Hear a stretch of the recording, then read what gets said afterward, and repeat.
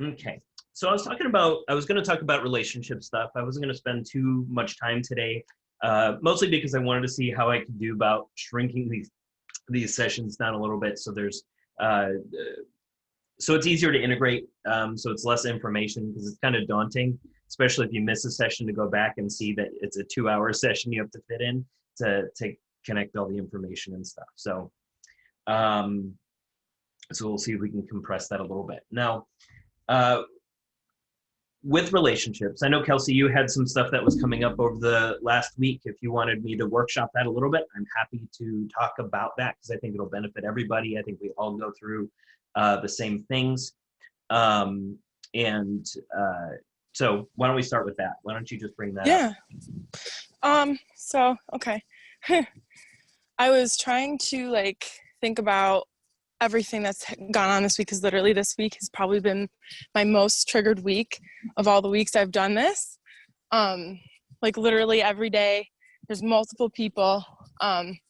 So I guess to start off, I'll start off talking about a trigger that happened last couple of weeks. It was more of a trigger with someone who is pursuing me in ways. So I guess naturally a more romantic type of deal, but not really. I don't like labels. So, but pretty much this person was in my life. We really connected well. And then all of a sudden, I realized that I look for reassurance. I'm insecure. I have this trigger. I have this realization where I don't trust people. I think that they are without pure intentions and they aren't trustworthy and that they aren't self-aware enough to really be a good fit for me, I guess. And so there's a ton with that, right? That's just, I guess, trying to simplify it a little bit. And then, so that was the more romantic thing. And then there's other relationships in my life right now. So I guess So I don't know if I should. let's pause and Okay. let's workshop the first section, and then I'll have you Okay. continue. Just because Cool. there's several things there that I think will help everybody, but also help you quite a lot to look at. So the first thing that you said was you don't like labels, and that is a natural kind of part of the process as we evolve. Consciousness is a process of healing our willing to commit to something, because we've become afraid to promise to be the same tomorrow that we are today, and and because of that, when labels come up, we're afraid, oh, if I label this, now I'm trapped in this cage for an undefined amount of time. And so there's a couple of layers of programs and trauma that are within that sort of game and within that sort of program in general. First, whether you get a label and you decide to be in a relationship, or you decide to be partners, or you decide to whatever you want to call the dynamic that you have with the person that you're with, when you get afraid about talking about labels, it's really nothing to do with the label. It has to do with the subtext of it, and that has to do with the fears around what it means to actually have that label. So if you're always hoping that something better will show up, if you're always hoping that or if you always keep something 1 foot out the door because of that, then when a label shows up, you're going to feel trapped in what you currently have, while also thinking, well, what if something better shows up? This might be not it. And so you keep kind of ending up with less than what you're really asking for, when it has nothing to do really with the relationship dynamic that currently exists. So Wow. What I'll tell you about that is all of that is completely normal. I bet 90% of the people in this group are going to relate to that same kind of commitment story on some level. And really what you want to recognize in that is whether you want to be committed today, right? Don't worry about tomorrow. Don't worry about the next day. Don't worry about a year from now. Don't worry about already starting a family of some kind with whoever you're interacting with.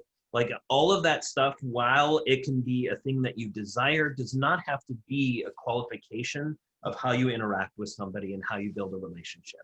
So the first part of that is recognizing that you have no reason to promise to be the same tomorrow that you are today, but you're not living tomorrow. So save tomorrow's problems for tomorrow's you. Okay.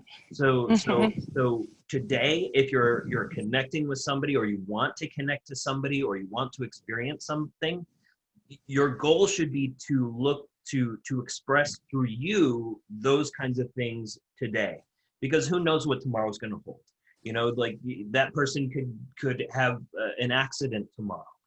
So it's really important to live in the reality of today without letting your anxiety and other things project you into these made up stories that really probably are actually ruining the dynamic you could have, because you want to have Yeah. fun with the person, right? It's not really, we have to look at our desires within this relationship. Why do you want that relationship in the first place? That's, maybe it's security. Maybe it is for a fun person to hang out with and have conversations with. Maybe it's for somebody who can teach you things. Whatever it is that you're looking for from that particular dynamic, could be all of those, right? And so whatever that dynamic is, if you can kind of step back and say, what am I asking this person to fulfill in me? And can I first give that to myself? And then you're not so worried about being trapped. Then you're not so worried about having them fulfill it and then being resentful that they're not fulfilling that need. You're already fulfilling that need in some capacity. So when this person shows up, they only add to the flavor of what you can experience that way. Beautiful, yeah. And so that kind of cycles us into the trust issues, right? So when we don't trust somebody else, really what you're not trusting is your own ability to hold a boundary around those scenarios. So it's not so much that, like, we have no we should, like, in a perfect world, we should never have to trust anybody. We should the only thing we should trust is that someone is going to always 100% of the time act in their own best self-interest. If everyone acted in their own best self-interest at all times, they would say no when they should say no. They would say yes when it's authentic.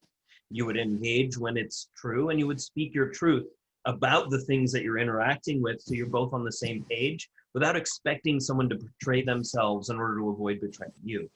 And that's a practice, right? That's a practice in awareness of those dynamics. It's also a practice in how you can just, like, you show up, right? If you show up in these dynamics realizing, wait, I don't need this person to promise anything to give me security. I need to figure out a way to give myself the security that I'm asking for, and not worry about whether that person fulfills it, because that's very disempowering, right? It's very scary. It's very disempowering. It doesn't feel good to be hoping that that person will show up for you in the way that you're wishing they would. So what can you put into your life to show up for yourself in that way, so that whether they show up that way or not, you're not in pain around that dynamic? Then you don't have to trust them. Then you don't have to worry about what they're doing. You have to be clear on your agreements, which is kind of where we'll go into next, is being clear on your communication. Because if you know, this is what I want out of my relationship, this is how I want to interact, these are my expectations around this thing, then you're clear around how you guys need to be communicating, so that if that person interacts out of alignment with that, then you have kind of a defined set of rules of how you can interact with that misalignment. But you also are clear, because you discussed it, how you interact. And most of the time, when those kinds of conflicts come up where you don't trust, or they're maybe off talking to other people or whatever it is, it's really because you weren't clear on your agreement of what that interaction is. And that's not a matter of labeling what the relationship is. An agreement isn't saying we're in a relationship now, let's be conventional in terms of these are the rules that we were taught in school, or by old school standards by our parents. It's always about understanding the rules of engagement from that particular interaction. Like if you're just having friends with benefits with somebody, then you want to be you want to be clear on that from the beginning, but also realize you don't have to promise to be the same tomorrow that you are today. So if it starts there and it evolves to something else, don't hold on to the first story you told just because that was the first story you told. And be willing to shift those things as those dynamics evolve and as you evolve, because those mirrors will also change. As you heal that stuff and you integrate those pieces, the way somebody shows up, even if it's the same exact person, they're going to show up differently in your life because you're going to be outputting a different energy. And so when you output that energy Yeah. as lacking trust, so go ahead. Because I think I hit a couple of things for you. Yeah, absolutely. I had thought of a few things and I'm trying to remember them because I was also trying to really take what you said. But I'm thinking, I guess it really comes down for me personally. Like I struggle with, I guess, knowing exactly what I want. So I think when I'm in my relationships with people and I'm like assessing them, do we get along? This part is great about our relationship, but is this fully like, what I want to be intentionally investing my time and energy into? Can you give a specific example? Like, did you have an interaction recently where you were assessing that, and what were you weighing? Like, what were you looking at and said, I'm not sure about this behavior, or so what were you looking at? I guess it's like reading between the lines of like what people do. So I guess for an example, so this guy that I was connecting well with, so I really value the ability to just dive into something and think deep, and I'm using the best language I can think of right now, but someone I guess just is self, not only aware, but can think and analyze and reflect on themselves, and just not only that, but also ask those questions in life, you know and so that's what we kind of were doing through messages, which this is the other thing. So I'm typically not my favorite, my most fluid form of communication is not through messages, and I've tried to really unravel why this is. Some people have questioned me like, oh, like, isn't it the same as talking out loud? And it's not for me. And I guess the delay between trying to type my words onto a paper is different than just kind of flowing out of my mouth, sort of thing. I don't know. But anyways, with this person, it was just so fluid, and the conversation was just so interesting and so depthful that I couldn't, like, we like both didn't go to sleep. We just like kept messaging all night, and that's just something I really value in someone, because if they don't have that ability to think, then it's like, will I be bored, I guess, is ultimately what it comes down to. And then, there's that idea that I've kind of dabbled into past few months of realizing, like, do I need to have that, aspect in my partner, or can I have that aspect in, platonic relationships? And then whatever qualities my partner has one day, are they, is it more essential that I have other things, So I guess it really just comes down to decision making and knowing what I want. And I guess I don't know how to do that. So here's what I'll tell you that might save you a lot of energy. Okay. You will have many soulmates throughout your life, whether you're intimate with them, whether you are just platonic friends with them, whether you date them for an extended period of time, whether you get married and divorced. All of those things can be considered a soulmate, because everyone you interact with is a mirror of your energetic output on some level. So the person that you are having an amazing conversation with is as much because you are showing up as them as it is them showing up as you, and you being able to connect as yourself, right? And so you don't need to be thinking about, oh, let me find another person, because another person is still going to be you based on the energetic gestalt that you're embodying at that point. So if you can let go of that idea and recognize whoever you're with at the time is going to be that mirror, and you're going to be mirroring the energetic output that you personally are embodying. Wow. So if you are still working on healing these things, guess who's going to show up? Somebody who is working on healing, not necessarily the same exact thing, but probably the opposite, right? And the reason for that is because the reason you're attracted to them is because you're attracted to their DNA activation effectively, but you're attracted to you're attracted to their ability to energetically embody something. So for example, if you're attracted to a guy who gets stuff, he just gets the thing and he gets it done. He just checks stuff off the list, he gets it done, he's efficient, he's effective. And you're attracted to that, not because you're attracted to a guy who gets shit done. You're attracted to it because you struggle to get stuff done. And you like the energy of that. And so you want to learn from those dynamics to be able to embody that for yourself. And that's like, if you can take that kind of idea and look at all those different layers of it, you can start to really piece apart, oh, why is this person showing up in my life? What are they teaching me? And that's, there are a lot of mirrors, like there's a lot of layers of those mirrors. And so part of the work as you become more aware, isn't just like the self-reflection, it's the layer of just general understanding that this person is showing up in this way. If they're triggering me, or if they're doing this, it's because, well, there's some truth there that I actually need to listen to. Because you don't get triggered unless there's something within you to trigger. They could, like, you could heal the trigger and they could do the same exact behavior tomorrow and it wouldn't trigger you at all, because you integrated the piece of you that is being stirred up. So always reframing and always stepping back and recognizing, okay, this is bothering the shit out of me right now. Why is it bothering the shit out of me? What are they saying? And what is it about what they're saying that I'm really upset about? Like, what can I step into in terms of that dialogue that is making me uncomfortable? And what, like, underlying subtle agitation am I feeling in my body?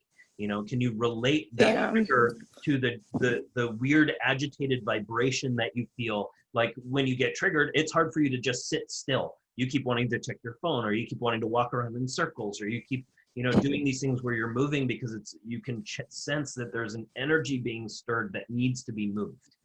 So there's a lot of layers of skill involved with relationship. And the reason that, like, that people struggle with this stuff is it is our relationships are our strongest mirrors. So they're the place where we can get our most growth, but they're also the most challenging because of that, especially as we get higher and higher in this self-awareness game and we're aware of more. That means we're holding more energy simultaneously. And the irony is that men and women are given, like, they're given almost opposite, opposing programs with which to interact with. So women, like, for example, are programmed to desire their man to, like, push them up against the wall and have the initiative to be in control in that way. Whereas men are told, if you touch the woman inappropriately, you're raping them and you're going to go to jail. And so there's this huge disconnect between the desires of both of you, because you'd both like to be vulnerable and connect like that. But the man is told, you're going to get in trouble if you do that. And the woman is told, the man is supposed to initiate, don't ask for it because he'll be mad at you, or blah, blah, blah, blah, blah, right? And so you get this huge miscommunication that happens simply because through society, we are programmed the wrong, like, in opposite ways, so that our relationships are dysfunctional to begin with, because people are just, they just don't know. Like, people don't even realize that we're told completely different narratives about the desires and the things that we want, but then given rules about how we can actually approach those things, that becomes really difficult. And so if that's why those agreements are so important. That's why communication becomes so important. Those nights where you're up chatting all night long are extraordinarily valuable.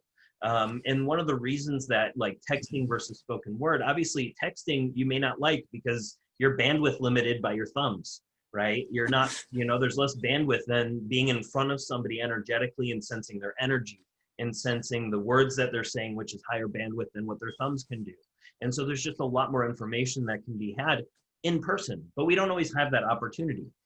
Especially now, it's really hard to meet somebody in person because just of how the world is working now, that, like, if you go to a conventional gym, nobody's socializing anymore.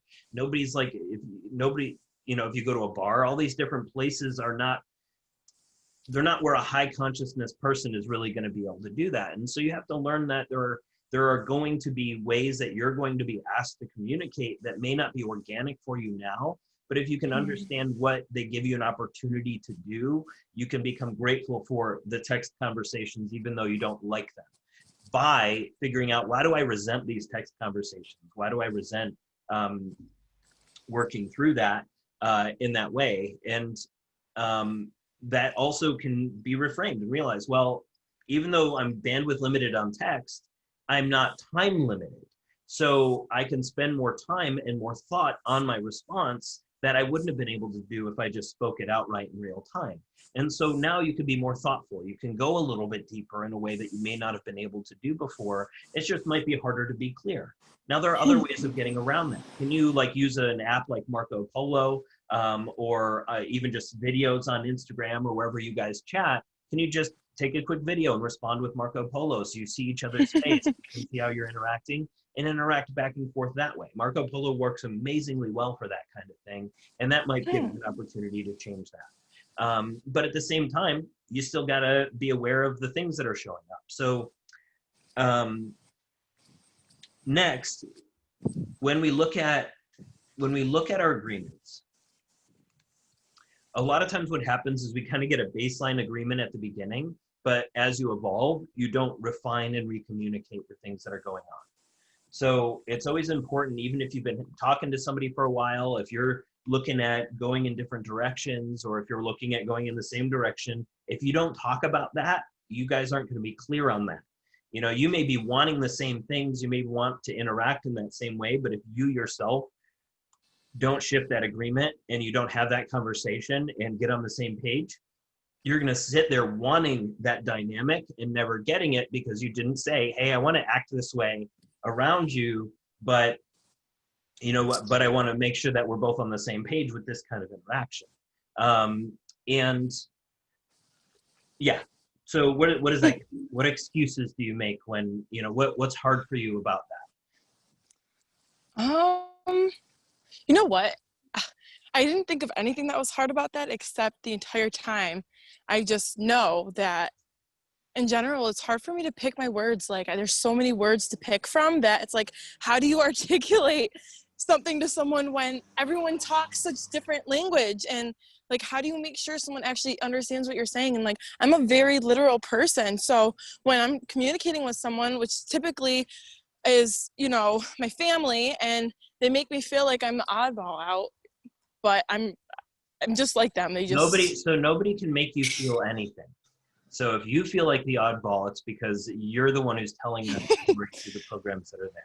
And so we have to, and that's important to recognize because that can show up in all of your relationships also. Yeah. You're trying to speak yourself and then you feel like an oddball. That's not because they think you're an oddball. Usually it's because you think you're an oddball and you judge yourself for those oddities rather than actually cherishing the fact that that's what makes you special, right? And okay. And what if someone... Okay.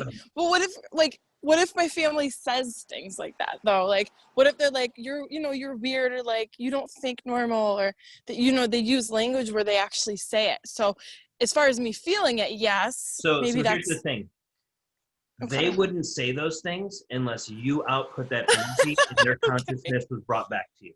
So the reason it's showing up is because you judge yourself for being an oddball.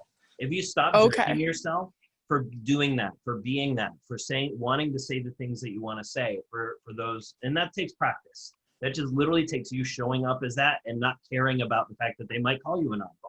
And so what happens as you do that, there's a very low level energetic shift that can happen around that allows you, that will literally change the interactions that can happen with your family, right? So there's two things that you can do here. If you don't like that your family calls you names and calls you an oddball, which is completely right also, you can hold up a boundary and say, don't say that to me. That doesn't feel good when you say that to me. You know, I don't like being called an oddball. It makes me uncomfortable. You can absolutely be honest about the way that it makes you feel, but you can also go one step further and reframe the entire program that's running anyway, where you don't care if they do because you take pride in that. And that just takes you finding love for yourself, you know, because like society wants everybody to be homogenized, have the same personalities, same thoughts, same attitude toward things, and that's not what's attractive. That's not what is human vibrance. And so it's really important sometimes to step out of that and realize, well, they're calling me an oddball, like they judge it, but at the end of the day, that's actually my gold mine. That's the thing that I'm going to be able to sell. That's the thing that I'm going to make the most impact on the people in my actual tribe. And right now, you're trying to sell to your peers, your personality to your peers, rather than selling your personality to your tribe, the people who are going to love the fact that you're an oddball, right? So why are you talking to the wrong, why are you talking to the wrong audience? Yeah. And so why you care about what the wrong audience thinks of you? Like, the wrong audience should hate your guts. Like, if you're doing they like, I mean, seriously, not Yeah, to no, put it in a negative way, but like for you to have yeah. fun with that, because the people who are not your tribe, you're going to create polarity. The more you show up embodied, the more you're going to trigger people who wish they could be that, right? Who wish they could be that fearless, who wish they could be that goofy, who wish they could be that silly, who wish they could say the things that you say. That's why they're mean to you, not because they not because they think that's bad and they're like, don't do that, that's embarrassing. It's because they wish they could be that, have that kind of freedom. And if you can recognize that, you can be powerful in that and shift those kinds of views a little bit.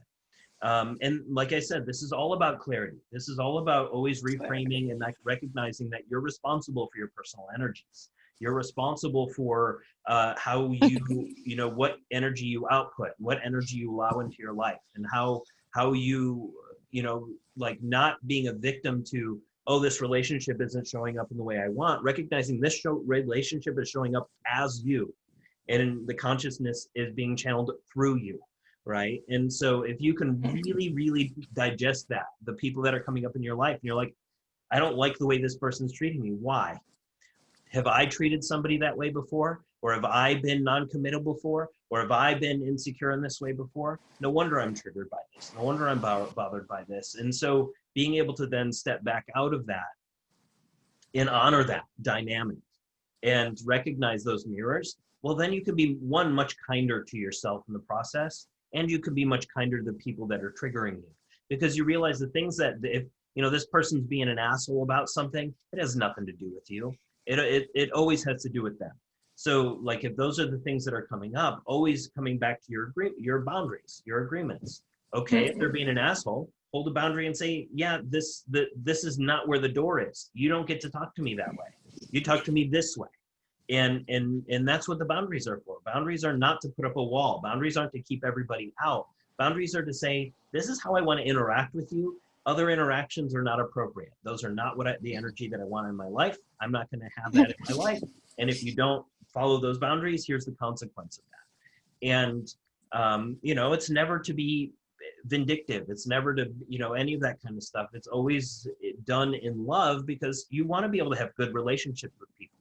And so how do you have a better relationship with people? By tailoring the kind of interactions you want with them. If there's too much freedom in that, you end up having too much of a gray area in how those interactions work. So what else? I don't know. That was beautiful. A lot to digest. So let's talk about integrating that a little bit more specifically. Yeah.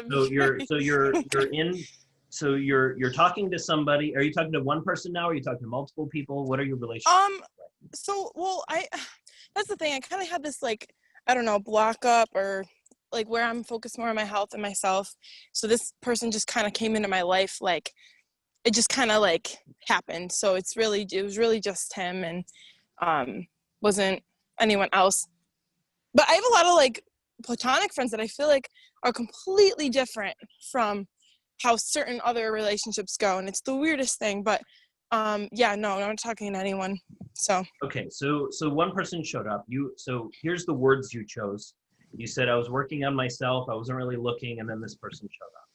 Yeah. Would you consider yourself in that scenario available to a relationship, or Yes. or generally unavailable?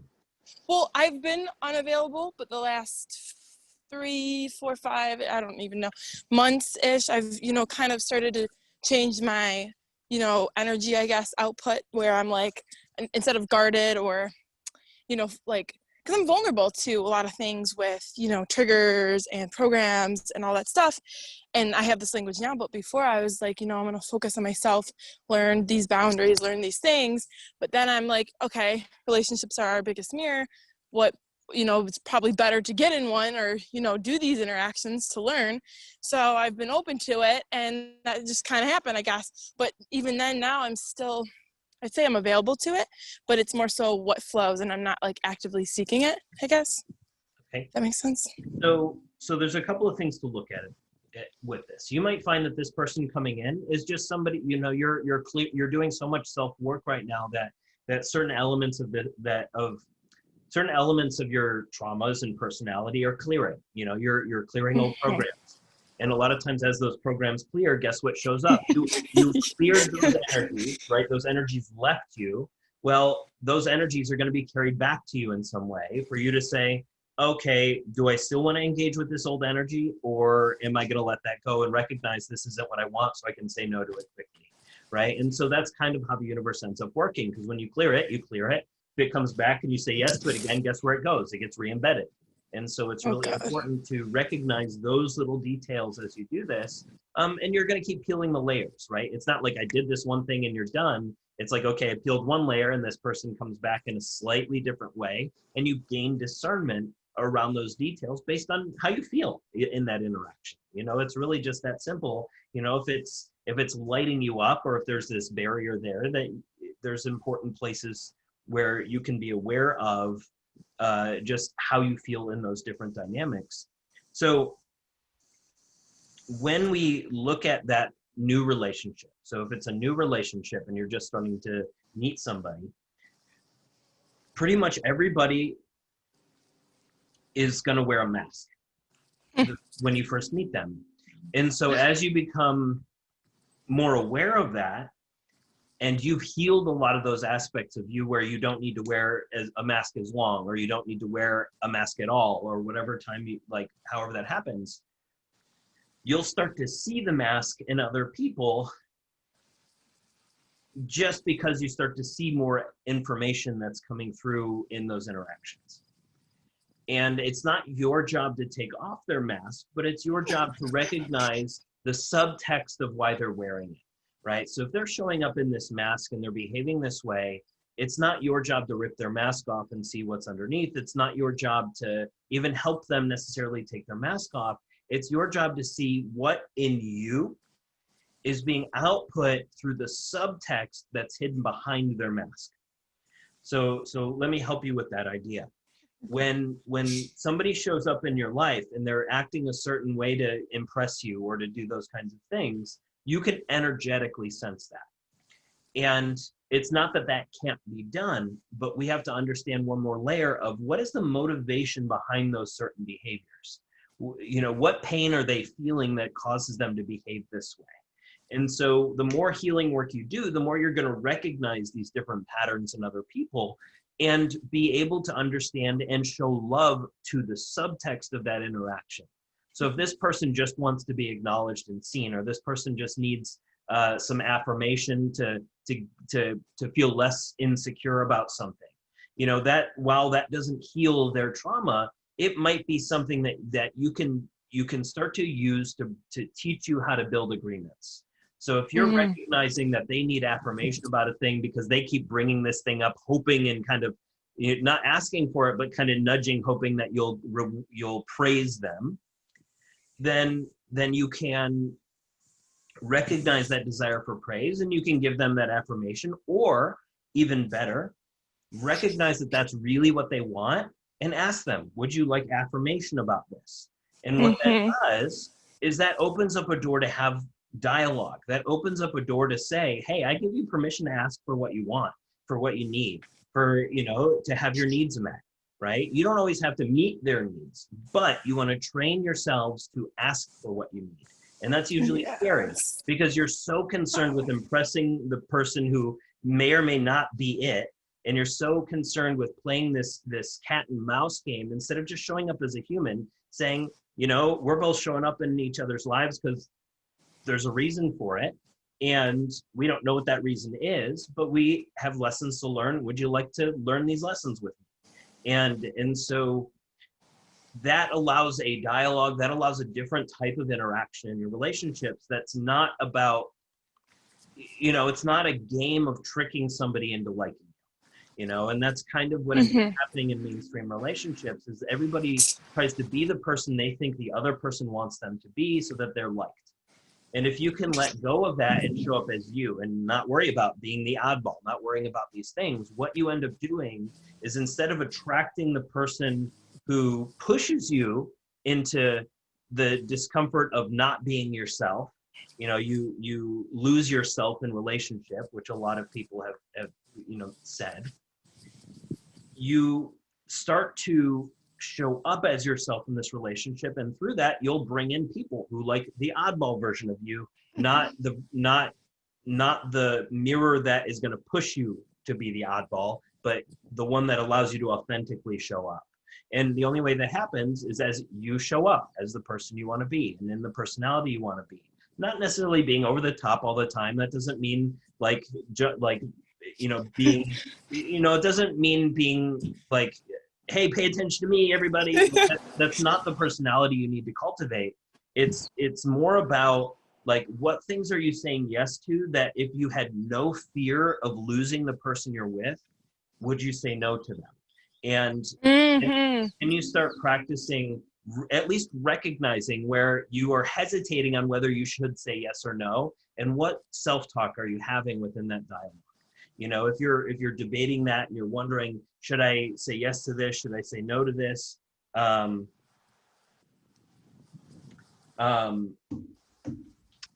Like all of that can be really informative in terms of just the programs that are potentially coming through you and allow you to shift a lot of that. So when we talk about that integration process of this kind of information, like with the current person you're talking to, there are things that come up into conversation that you can track. There are things that you feel in those conversations in terms of the insecurities, in terms of the fear of commitment. Well, okay, you're having a fear of commitment. Can you commit today to being fully invested in exploring what this is? You don't know where it's going. You can't possibly know. You can't know what's going to happen tomorrow either, but you can be fully invested in exploring what it is today. You can be fully invested in having a good conversation today. You can be fully invested in seeing the vulnerability that you both can showcase today, right? And that is a gift because it allows you really to get out of your own way rather than projecting yourself into tomorrow or way into the future.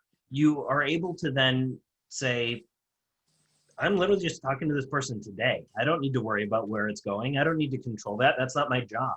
I can't control where those things go. I can't control what shows up day to day. Like, you don't plan your conversation for tomorrow.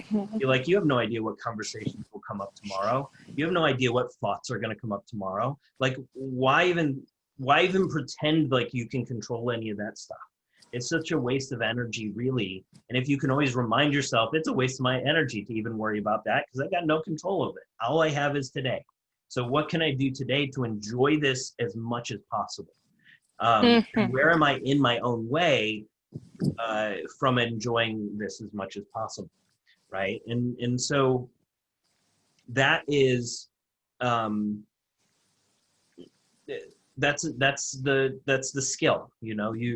That's the skill that you're cultivating, is not to project yourself so far in the future, not to get insecure about this person leaving, but to recognize, oh wait, I am feeling this insecurity. Is it insecurity about, oh, they haven't texted me back right away, or they haven't or they're talking to these other people, or they're doing these other activities that I'm worried about.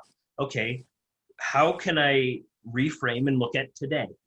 You know, like, I don't want to hold on to this person. If this person finds somebody who's better for them, I would rather them go find that person rather than me holding them and preventing them from getting that, because I'm going to be miserable. They're going to be miserable. Both of us are not going to find the person we're supposed to be with, you know, or the dynamic that we're supposed to have. And there's no reason to promise to be with somebody forever, because there's nobody who's going to be your perfect mirror for an indefinite period of time either. So like, you're way more effective if your purpose here on this planet is to continue to grow as a soul and to connect with more people, understanding that these things will grow and evolve, and things will shift in the way that they're meant to. They might grow together even greater, or they might grow together and then come apart at the time that they're meant to. The more agile you can be by living for today, rather than, reacting emotionally, but tracking it and saying, okay, I can see how these things are shifting. I can see how these things are happening. So just like it's a game of day by day. It's a game of tracking your triggers. And when you track that and take ownership of it, it'll give you a lot more power, because the more you own what's happening, the more you can recognize the subtle energies in you that might be causing that to happen. And so you can recognize, oh, every time this is happening, I keep feeling this knot in my throat or this knot in my chest about this thing. Why? What story am I telling myself when that knot shows up? Can I start to pay attention to that? And then start to track, oh, that knot shows up and I keep telling the same story. And that knot shows up and I keep telling the same story. Or this little ache and pain in my shoulder shows up. Am I telling the same story? And so as you do that, you can start to find those patterns and then start to realize, oh, wait, that's just because my soul is speaking through me and I'm not listening to something yet. What can I listen to? What am I not seeing? And then, post about it on the Facebook group, and we'll help you we'll help you navigate that. Because there is formulas for how that stuff comes up, but there's also, it's unique to you in terms of the big picture. So there's all these different things that we can look at in terms of those dynamics, and it's a skill that you practice and exercise. Okay. So beautiful. That should give you quite a lot. Yeah. but really, I think it'll give everybody a lot of stuff. I think, even people who are not in a relationship, that information is really, really important, because if you know that going into a new relationship, then your whole approach to communication, your whole approach to setting up those kinds of agreements and how you show up can be way more refined, because you're not getting in your own way. You're not wasting your time on somebody who isn't it. You know where to say no, where to say yes, not because, you're weighing pros and cons of this person, but because you understand energetically where those things are aligned and how they feel when they're aligned. And, also can track back, as you do color, as you do that stuff, you'll see through doing the color treatments and doing the prenatal treatments, those will change your relationship dynamics. And like even, like one of the things that I've noticed even with the higher level treatments, like for you, Eric, as you get into the transmitters, every single person I've done transmitters with healed their relationship afterwards, or found a partner that they ended up getting married to. Like they ended up really dramatically changing their relationship dynamics. I had one client who came to me and only did the first circle of the transmitters. I think it was within 2 or 3 weeks. He went on a trip, met the girl of his dreams. After being, he was a twin flame person who was like obsessed with his previous girlfriend. And it was just a horrible trauma bonding sort of codependency relationship. She kicked him out because he wasn't in his masculine. He was in his feminine all the time. And so he was super addicted to her. He was super upset about it. He was begging her to let him back. And he worked with me for not a real long period of time, maybe a month or 3. And did that stuff. And literally within 2 weeks after doing that first circle, met the person he ended up getting married to her a year later. After working with him. So, and they, had a great relationship that way. And so the thing is the color stuff and this awareness work can be extremely powerful in changing who shows up in your life and how they show up and how you show up within that container, because it gives you just tremendous amount of more awareness and clarity. And just that expansion allows you to bring in somebody who wants that sort of dynamic. And so if you're always looking at the old version of you, or the old behaviors or the old dynamics as the thing that are going to bring that in, then you're trying to control something that's not up to you. That's not that really is up to the universe. Your higher intelligence is always playing that chess game, bringing in the right interactions and the right things to set you up to be on the path that you're going to be in, to meet the right people at the right times, to teach you the right lessons, to set you up for whatever it is that you need to be set up for. And the problem is, especially in modern society, is we are kind of programmed to believe relationships are really something that they're not. They people are told, okay, you need to get married. If you're not married by the time you're this age, you're late. If you don't have kids by this age, you're late. if you don't have all these things in place, you're not successful. And so there's all these different things that come out of the societal narratives that cause us to build relationship in a way that isn't organic to our soul. And so then we rush, then we make decisions we wouldn't ordinarily make, and we say yes to something we'd otherwise be saying no to, mainly because we're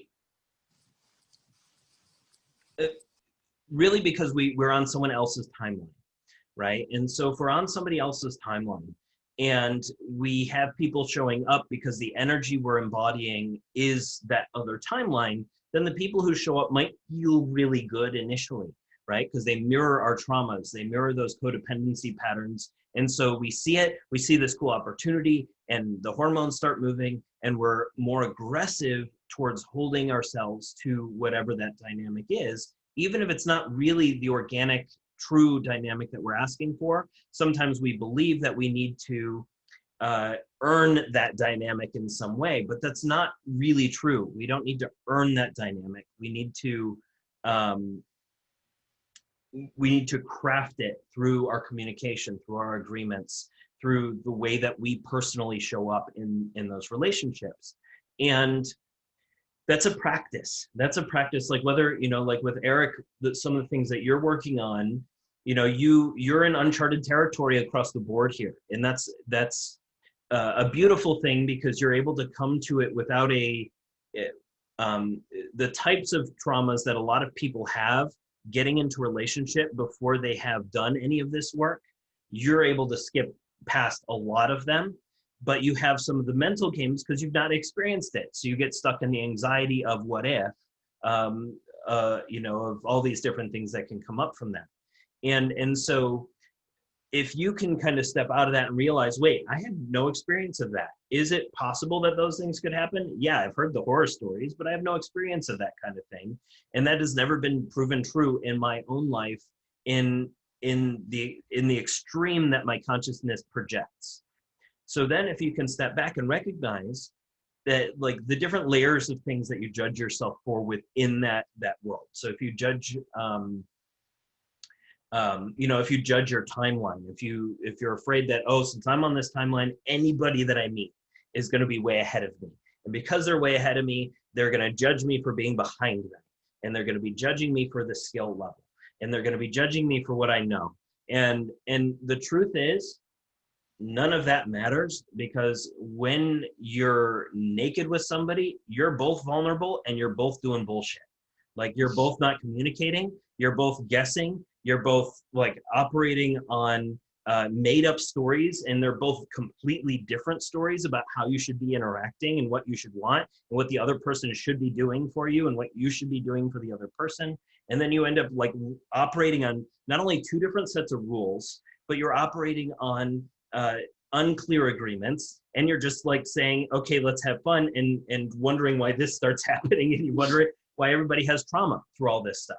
And so the waiting longer is really a magical thing, because the people that you can meet now are not going to be the people who are just meeting in bars and wanting to get laid. You can meet somebody who wants to cultivate connection. They've gone through that stuff already, and they're interested in connection. Well, connection doesn't just come from being turned on. You get a lot more connection by not worrying about that part whatsoever. And so it's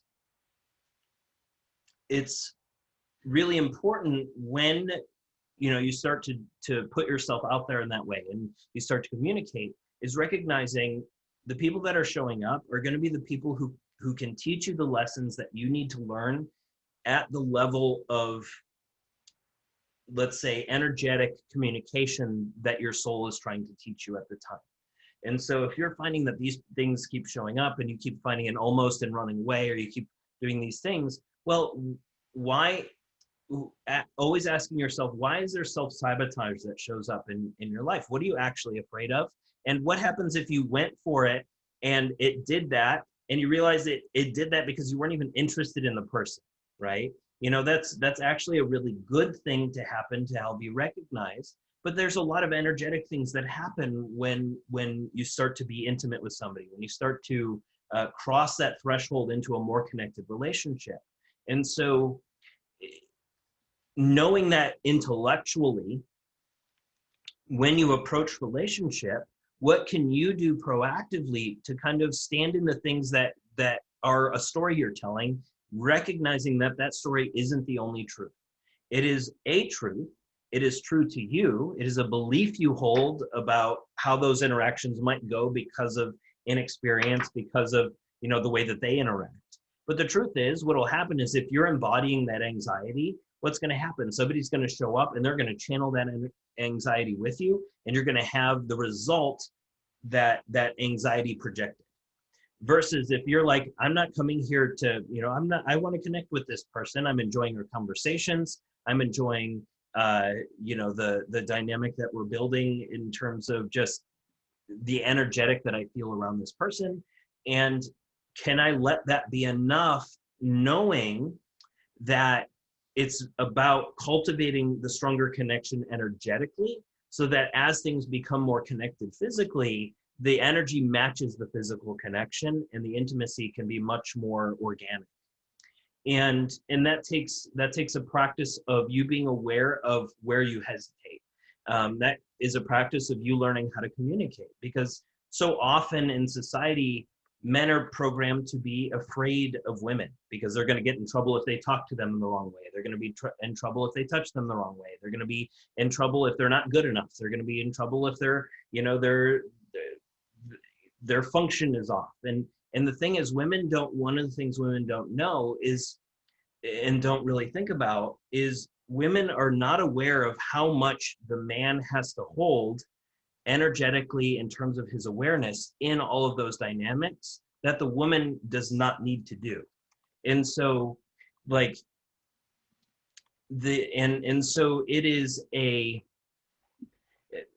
if women knew that, the whole dynamic of that relationship can be much more powerful, because the woman would not be just expecting the man to perform and do all these things. She would recognize the only way that she gets to feel good is because the man is sensing her energy. He's sensing the rhythms that she flows through and the way that she moves. And he is holding awareness of that. He's holding awareness of his sensations and his control of how those things flow within him. And he's having to balance both equations to make sure that she feels good while controlling how good you feel, so you're not done out of sync with when you want to be done. And so there's all of these different dances that occur. Now, if the woman isn't aware that those things are happening, that the man is holding that space for her to let go, for her to receive your energy, then you end up actually the female ends up blocking the flow of that energy, and then it builds up anxiety. And that's why, people have premature ejaculation. That's why all of these different things start to happen. It's a performance anxiety that shows up, not because like you're good or bad or somebody is doing something too fast or any of that. It's an energetic interaction, because a lot of times, the performance anxiety that you are feeling, the female's feeling her version of the same performance anxiety of not being good enough, of being too much, of moving too much, because they've been with men who, they've overstimulated too quickly, or they've been with somebody who, any number of things, they couldn't turn them on, and they took that personally. And so they're going to have their own traumas to heal around those kinds of dynamics, their own memories of good and bad experiences that are going to roll through their head that make it difficult for them to relax and receive and be able to interact at that level. And so because you're working at this level of awareness, if you can honor that and recognize, okay, I'm feeling this agitation in this moment, and I recognize it's not because I have this anxiety, because I'm actually pretty calm right now. It's because there's an anxiety that exists energetically. And when you share your bioenergetic field in terms of intimacy, you're sharing your DNA, you're sharing your energy field, you're sharing the anxiety that one or both of you are feeling. And letting yourself pace yourself around that. if they are not aware that they're having performance anxiety because they didn't realize that them talking to themselves and being in their head the whole time is performance anxiety, then it's a gift to give them space to downregulate rather than feeling like, oh, I need to be ready on a certain time. Because a woman is going to have that same exact problem. If you're in bed with somebody and you're not getting turned on yet, and you're afraid of like, oh, am I going to be turned on in time? Am I going to be ready to go when she's ready to go? All these different things that come up. She is going to, at other times, have that same story. I'm not ready. He's ready already. Am I going to be turned on in time to be able to do this? And then she's going to start spinning in that same narrative, and she's going to have trouble dropping in, and she's going to have trouble receiving. And so both of those dynamics are always going to occur simultaneously because you're both healing those wounds. And so as you heal those wounds, then you can get more connected. You can be clearer on your desires. You can be clearer on, how to receive pleasure. You can be clearer on how to give pleasure. All of these different things can come up through your agreements and through your conversations. And it allows you to be gentler in your approach to those relationships because you realize everyone is a human. Nobody you ever meet is going to be good at that with you, because the way that you like to be touched, the way that your rhythm works, the way that, all of those different energetic layers that exist are unique to you, and they're unique to her, and they're unique to the collective of both of you. And that is a new learning experience that is always going to exist. And it's not in reality something, the only time that those things start being judged and people resent it isn't because they're judging you or they're judging themselves. 99% of the time, it has nothing to do with you. They want it to be about you so they can feel better, but really it's not it has nothing to do with you. It has to do with the energy that's there. It has to do with their own traumas and programmings that they're just projecting onto you. And so using that from an intellectual standpoint, can you step into those relationships and into those scenarios, recognizing none of those are the end of the world. They may not be it. They may not feel the best that they possibly can, but they're always an energy exchange. They're always a dynamic that you can learn from and learn to communicate better through, so that both of those can level up, whether it's with the same person or you end up saying, okay, this wasn't it. Let's move on to something else. But you can't know that until you begin to just communicate and explore, and also the added recognition that if you're thinking it, they're thinking it too in their own way. And so if you're struggling with that, you're not going to get somebody who shows up in your life who hasn't been there. Like if you're struggling with performance anxiety and you are ready to heal that wound, well, guess who's going to show up? Someone who's going to push you into your performance anxiety, but also help you push you through it so that you can get past it. And so that's a really healing thing, but they wouldn't know that that's what is happening in your dynamic unless you set the intention to heal it, unless you speak out loud, hey, I'm having this issue. This isn't because I don't find you sexy. It's because I'm just spooling. I'm telling all these stories. Can you give me some validation? Can you give me some, whatever it is that you need to allow yourself to downregulate? If you're so afraid of, if you're telling all of these different stories that are kind of pumped into us about who we're supposed to be and what is good and what is bad, well, you can say the things that are coming into your head and ask for validation around it so that you can actually get clear. And you can be like, oh, wait, I'm telling these things, but that's not what they're thinking at all. They just told me what they're thinking, and they love the things that I think they hate. And so that immediately allows you to reframe it, and you can let go of the bullshit stories that end up getting stuck in your head. And so you can't know what those are until you start stepping into that stuff. You can spend all day long wondering and trying to solve the problems ahead of time, but for the most part, you want to interact because that's where the mirror is. That's where you learn where you have those anxieties. That's where you learn what the energy feels like when it's disconnected. That's how you learn what the energy feels like when it's really connected.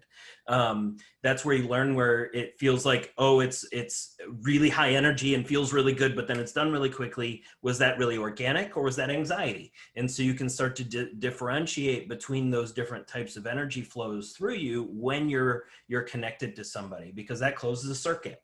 That closes a circuit and it causes stuff to flow. And it's an opportunity for you to recognize and gain energy sensitivity. It's a time for you to learn whether you like, it's not easy to communicate while you're being intimate.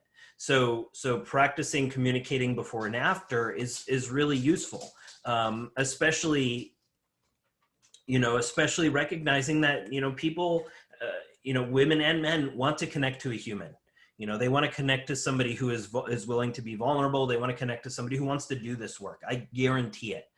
Anybody who just wants a good hot dicking is not really, like, they're not really looking for the thing that you're actually looking for, and they're going to want that eventually. They just have to grow out of their traumas, and they're just using sex to dissipate what they're feeling. And that's okay, but eventually they'll grow out of that and want more in terms of what you're looking for. And if you can recognize that those things are not actually what you want is that connection. What you want is, the feeling of vulnerability plus the organic energetic flows that can come from that, then you can always be reframing. It's not about getting off. It's not about all this, the conventional ways of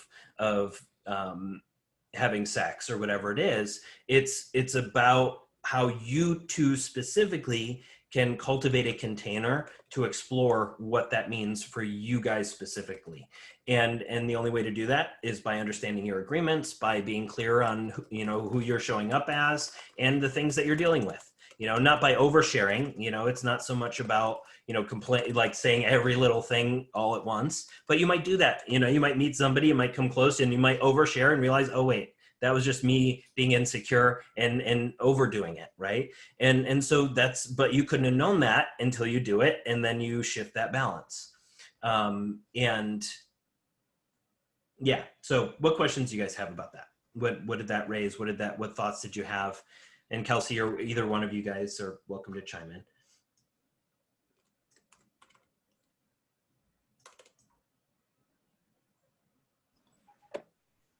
I mean, I think that's helpful because those are a lot of the insecurities that I have and project, is like all the judgment that'll go along with it when it happens. So those are helpful to think about.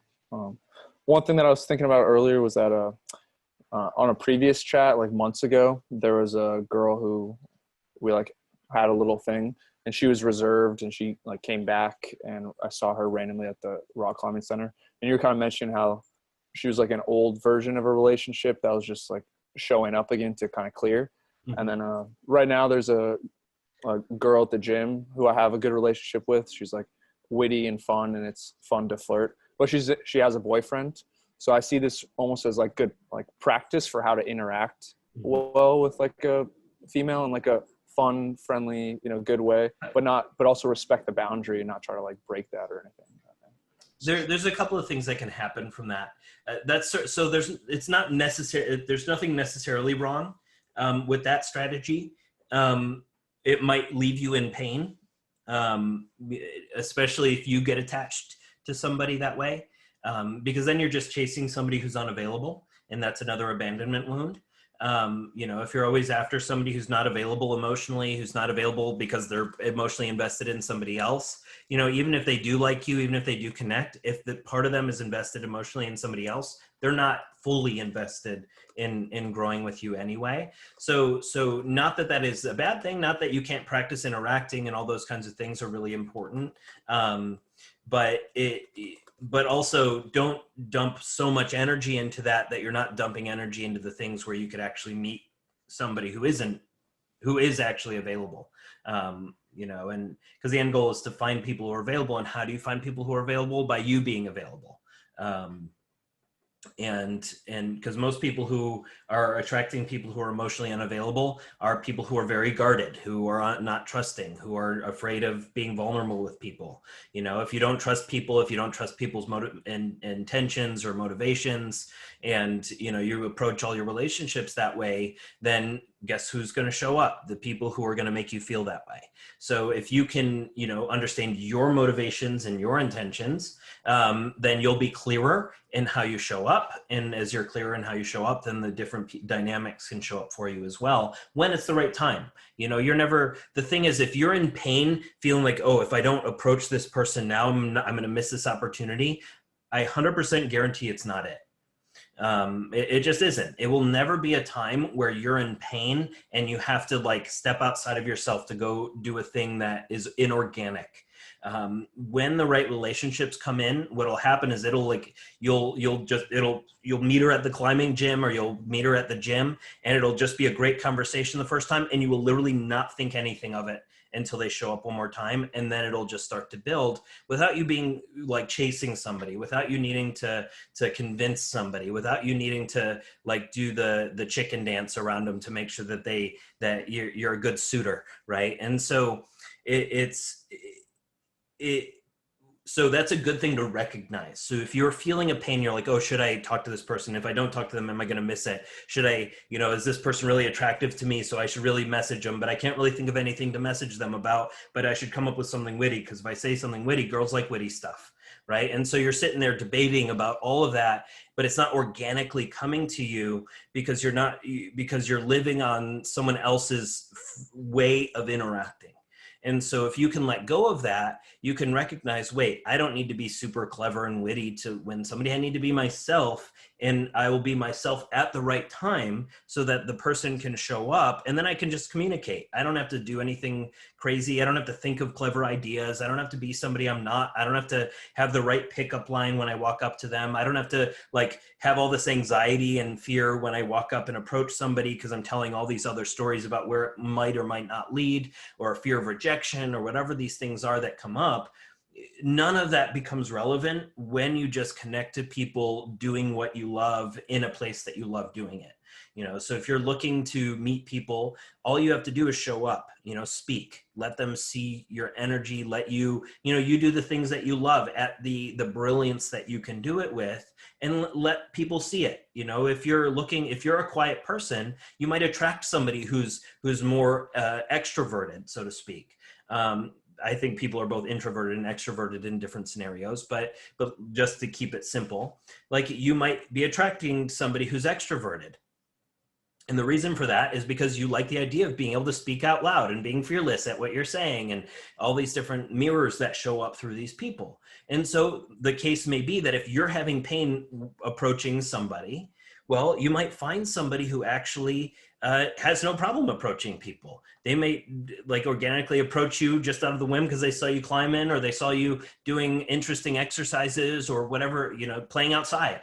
And so they'll come up to you because they liked what you were doing, and they'll connect to you organically that way without you needing to be in pain, trying to figure out, okay, it's my job, I need to figure this out. But by you simply showing up and striking conversation with people who organically cross paths with you. And then learning from that, seeing how those things happen. And that will take a huge burden off of you. Because remember, there's no timeline. You're not going to run out of time. You're not going to be late. None of that stuff really matters. It's just the story we tell. And so if you can just like find the areas where you're feeling those pieces of loneliness, where you're feeling that anxiety, and work on the programs that you need to integrate around that, then the rest of it is like, it doesn't matter what time that shows up. It'll show up when it's the right time. And that will give you an opportunity to have the right conversations and the right dynamic within those conversations that feels organic, that you're not like, it's not like pulling teeth to come up with what to say. It's not like trying to be clever. You're not trying to convince anybody of anything. You're just having a conversation, and you feel good having that conversation, and that good feeling plus that good conversation leads to another conversation. And then that leads to something else. And the better your conversations are in terms of you being truthful and authentic, the clearer those agreements will be, and the more that will grow in the direction that you want it to grow.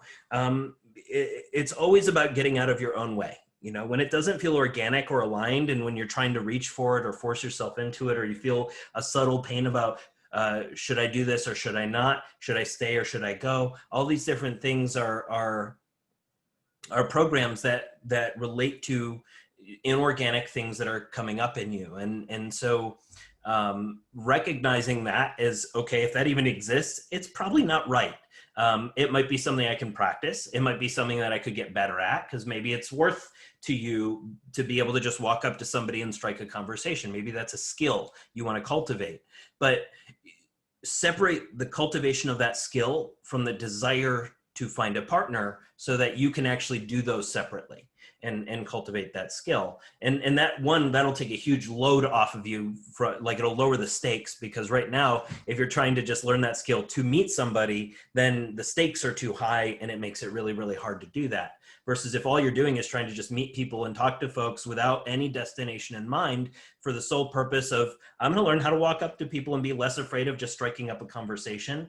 And then you can create games where you can play that with random people or with whoever it is, men, women, it doesn't matter, because the goal is just to walk up to people.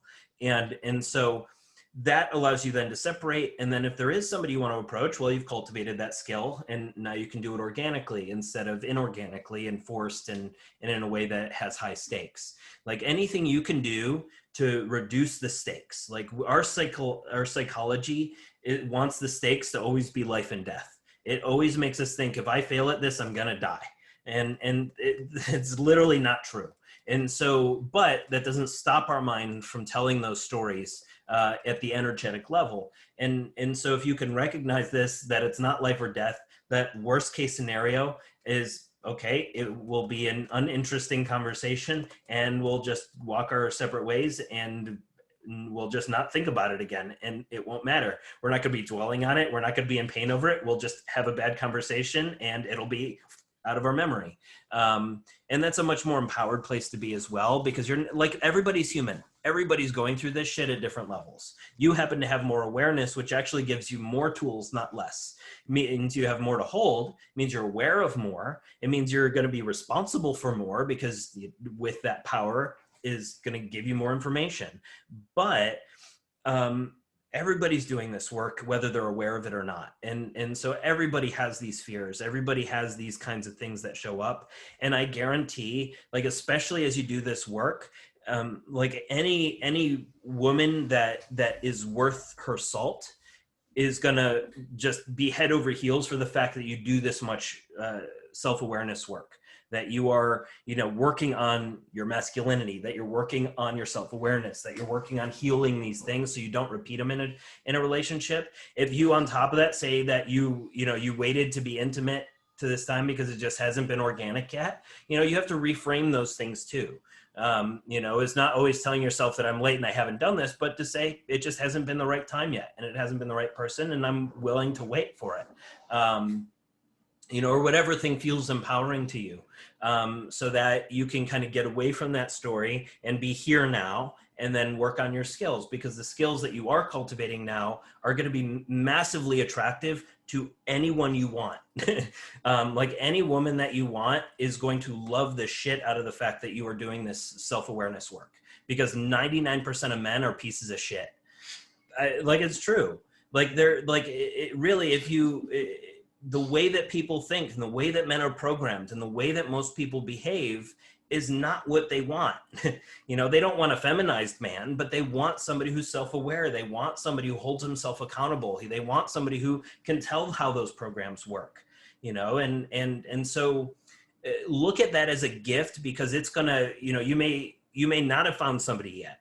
Like, I'm not married, and I'm 5 years older than you almost. So like it's not about like checking off a box on a certain timeline. It's always about you, like, you're on this path to set yourself up at this level because your soul's like, you don't need to waste your time on the bullshit along the way.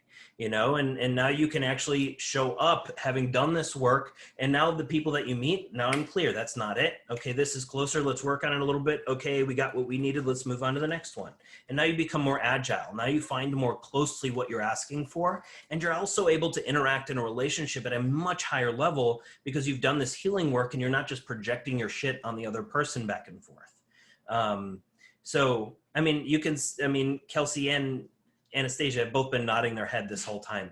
So I guarantee I'm right about this. And if you can really kind of absorb and take that to heart, you'll actually feel way more empowered about the process that you've been going through over the last several years. And even just the last year working with me, building these skills, because it's really like you're doing this not just to get a relationship, you're doing this to get a much more powerful relationship than you would have gotten if you just went into it blindly hoping that it was going to show up. Right. And so there's a lot of layers of what, there's lessons in that. The fact that you had to learn those lessons is an important thing. And I guarantee there's probably tens of thousands of other men who have your exact same story and have the same self-judgments and have all these things that once you recognize this truly and you step through it and you solve those problems for yourself, whatever that means, like, it's going to create a roadmap that you can share with other people that is going to be really powerful for you, and for them, and across the board, because nobody talks about this stuff. Everybody judges it so much that they're really afraid to talk about these things, and performance anxiety and all of these things that men and women really struggle with, but they're told they're not supposed to talk about because it makes them weak. And so recognizing the power in it, not the weakness in it, and realizing actually not just that it's powerful, but actually why it's powerful. It's powerful because it really makes you able to interact at a much higher level. It allows you to interact with everybody at a much higher level. And to me, that's if it was easy to have abs, everybody would have a six-pack. If it was easy to be ripped in the gym, everybody would be ripped in the gym without working very hard.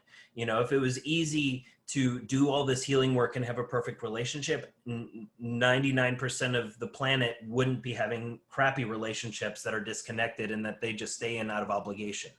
Right. And so, there's a lot of things like how, working on those agreements from the beginning is really, really powerful. Understanding how do you want to show up in those dynamics and that can change. Like, you might today say, this is the dynamic I want. And then you start talking to somebody and realize, wait, that isn't the dynamic I want at all. It's just one I thought I wanted. But you have to always hold yourself accountable to that, so you can reframe it and you can shift it and you can keep showing up in those powerful ways, so that you can get the most out of your relationship, so that you can, the most out of it, meaning the most joy, the most transformation, the most growth, whatever the things are that you desire out of that dynamic, so that you're always growing. Because if you just keep hitting those plateaus and you stay there and you're like, okay, I got to this level, I'm just going to float, your soul's going to be bored as shit. Like, I don't care how attractive the person is that you're with. I don't care how good the sex is. Those things are going to get boring if you're not both leveling up, if you're not both, even if one of you levels up faster than the other, that's not the thing that matters. It's always about the desire to do better and the attempts and the interactions that can come from that, because you're not always the one reaching down to pull somebody up. It might be sometimes they're helping boost you up, or sometimes you're helping boost them up, and you create a dynamic that helps both of you grow in the way that you need, by setting that intention from the beginning, saying, I want a relationship for growth, versus a relationship where I just have sex all the time, turn into a potato. Yeah. There's so yeah, so it's a process. It's a game as well. And not a game where you're doing it in secrecy. The more open you are about that game, the more honest you are about that game, in terms of your integrity, in terms of your own accountability, and really in terms of your own truth, because, telling somebody this is where I am, this is what I'm afraid of, it takes a lot of vulnerability to do that. It's very scary to do that, because you're afraid by telling them that they're going to abandon you. But the truth is, you're programmed to believe that when you say those things that somebody would abandon you. But the truth is, all that ever does is bring them closer to you. It'll make them more addicted to you, more so than ever abandon you.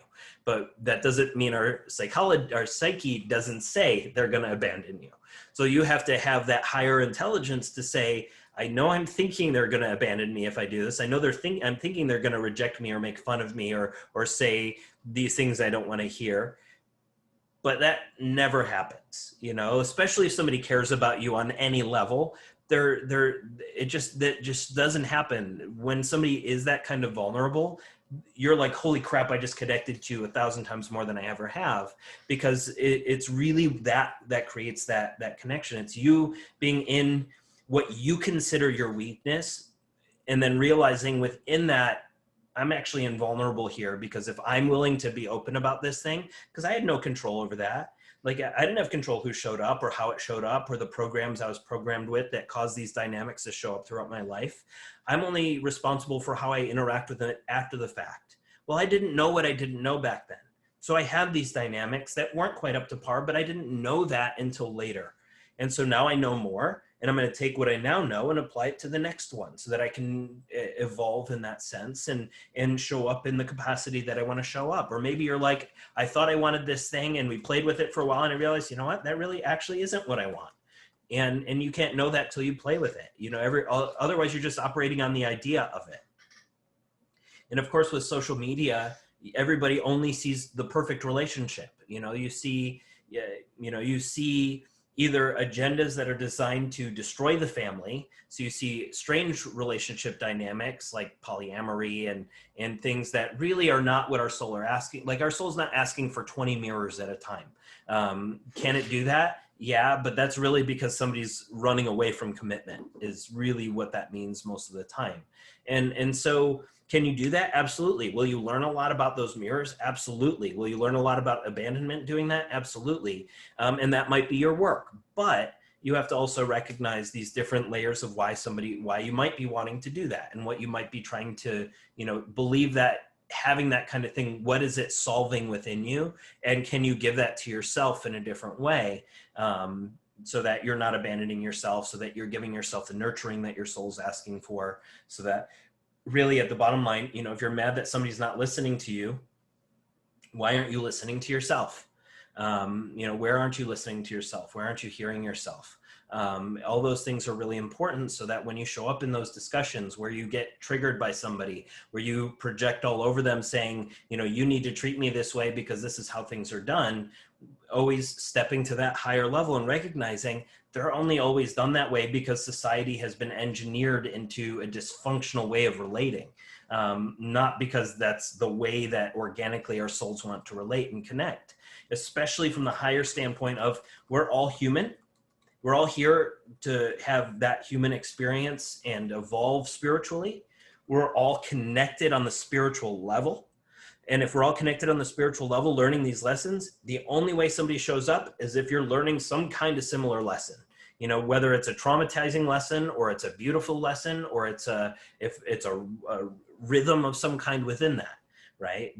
It's all part of that dynamic. And the more you can say, this other person across from the gym, even though I'm really afraid of approaching them, they're as connected to me as anybody else. I just haven't talked to that part of my soul before. And that can also give you some permission to approach people and speak to people in a different way, because you see yourself in them from across the room, right? How can you see yourself in those people from across the room? And yeah, so what thoughts do you guys have? And we'll kind of wrap that up then.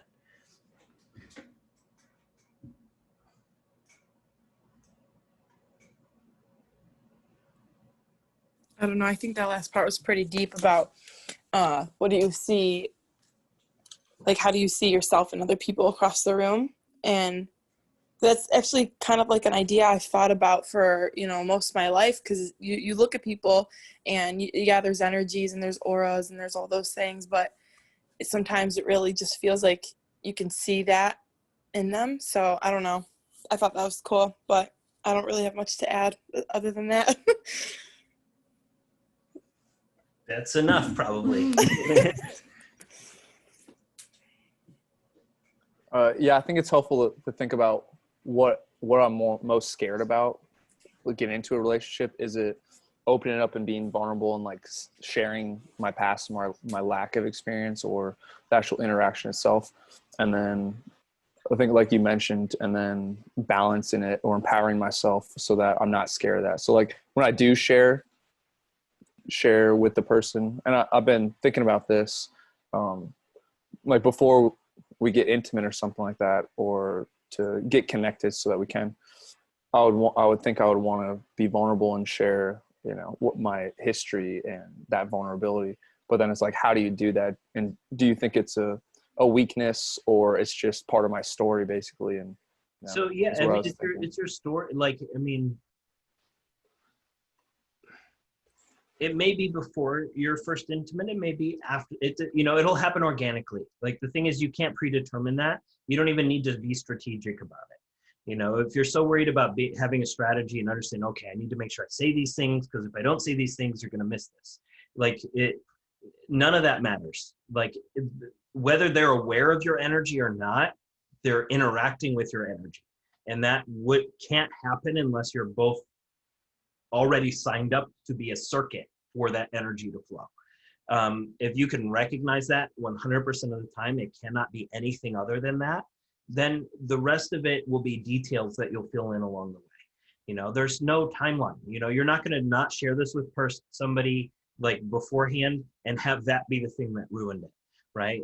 There's a lot of pieces to what can come up. You know, if it's the right person at the right time, you'll have the right experiences that you need. Like whether it's a traumatic first time and you have to heal that with them, that can be extraordinary. That can be really, really healing. And they may love to do that with you, you know, even though it was hard for you at the beginning, or it was hard for them at the beginning, or whatever it is, you know, or you might find that none of the things you're afraid of happen. Something else completely different shows up for you to navigate. And so worrying about those details doesn't matter. Recognizing what is it that I'm actually afraid of, in terms of, you know, am I afraid of being in this scenario and being laughed at? Am I afraid of being in this scenario and like go to the extreme of what your child consciousness is thinking? Like, am I afraid I'm going to be in this scenario and they're gonna get out of bed and point at me and laugh at me and make fun of me and then like walk right out of the room and never talk to me again? Like maybe that's the extreme of the story that comes into your mind, but really go into that. And like you were laughing when I was saying that. And the reason you was because our child consciousness thinks that way, but our adult consciousness realizes that's a load of bullshit. That would never happen. And if it did, it'd probably be funny because it's so over the top, right? And so like it just would never happen.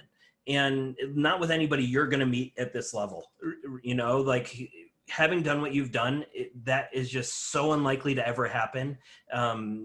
You can really just, that's hard for you to really digest because you haven't been there. But having been there enough times, I can tell you it's not going to happen.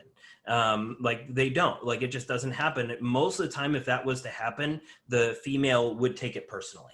And so, and so your work won't so much be you defending your honor, so to speak. It'll be actually recognizing, oh, I had a lot of anxiety. And so I was having trouble performing and they were having a lot of anxiety. So they were having trouble performing. She took it personally. And so she was feeling really guilty about it. And that caused her to shut down in a certain way. And then like, she's not even thinking about you 99% of the time when those kinds of things happen. And so when that happens, that's a gift because it gives you an opportunity to discuss it and get on the same page. And then you're like, wait, we were both thinking the opposite things, thinking the other person was feeling this thing and we were both on completely different, like then you laugh together and then you reconnect. And then the next time you go at it, it'll be a completely different game for you. So sometimes you need that kind of weirdness to happen so that you can let your guard down and be like, okay, it's fine for me to not be turned on around this person sometimes. It's fine for me to, you know, have these things come up and have whatever that is, and just give yourself permission to be human and to be organic. Because like, especially like with, whether it's sexual function in a man, sexual function in a woman, there are a lot of factors that go into how well you perform on the day. You know, you could have all your hormones in check. You could have had a really good day and you could function like shit. Or you could have none of those things working and you could function great. Or you could have some of those things working and you have trouble orgasming. Or like, so there's so many layers of psychology that come up and so many layers of energy that come up in those dynamics that none of those little fears that you have right now are really the thing you're going to experience. They're going to be more nuanced and they're going to be more subtle and they're going to be more, the fears are going to be more subtle. And that makes it a more fun game that's more in line with the same way you interact with everything else. You're like, okay, I had this mirror show up and I was feeling this kind of anxiety in that moment.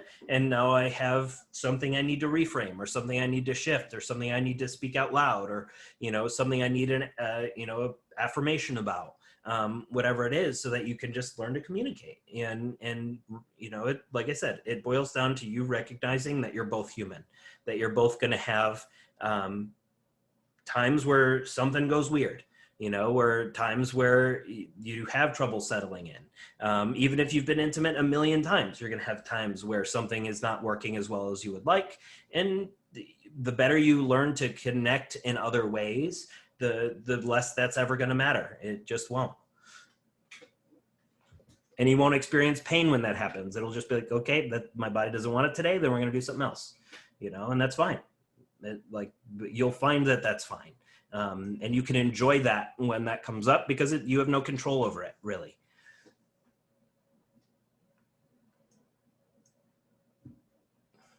Was this stuff helpful for you guys? I know, like, you're both kind of working on different stuff. I know everybody's working on different layers of these, but I'm going to figure out kind of a series to build into this. I might do performance anxiety at one point, like a specific session on it, because I've got all kinds of tools for that. More specifically, I think everybody struggles with that whether they're aware whether they call it performance anxiety or not. I think everybody has issues with it. So I think there's a lot of things that we can talk about. There's a lot of tools that we can talk about, even exercises that can be done to help with that as well. So we can talk about that if that's something that people are interested in. I know you guys probably will be, for sure. I mean, I had almost thought about making a program for it for a while, just because it's something that I really think people really struggle with, whether they're willing to admit it or not. And I think if it's something that, if they could heal it, the amount of difference it would make in their ability to relate, in their ability to be vulnerable and intimate, it would just completely change the game for a lot of relationships that way. So I'll think about doing that in the coming weeks too, to dig into performance anxiety more specifically. Cool. All right, guys. Well, let's call it a day for today, unless you have other comments any other questions, but I think I know you guys have a lot to integrate already. So I'll get this one uploaded and put on the program so you can watch it and rewatch it, because there's probably some good stuff in here for this one for you guys. So, all right. Eric, keep me posted on how that Bardo treatment is going and whatever else, and I'll start putting together the next steps for that too. And yeah, keep me posted on all that. So I will talk to you guys over the course of the week. Awesome. Thank you. That was great. See you guys. Thanks.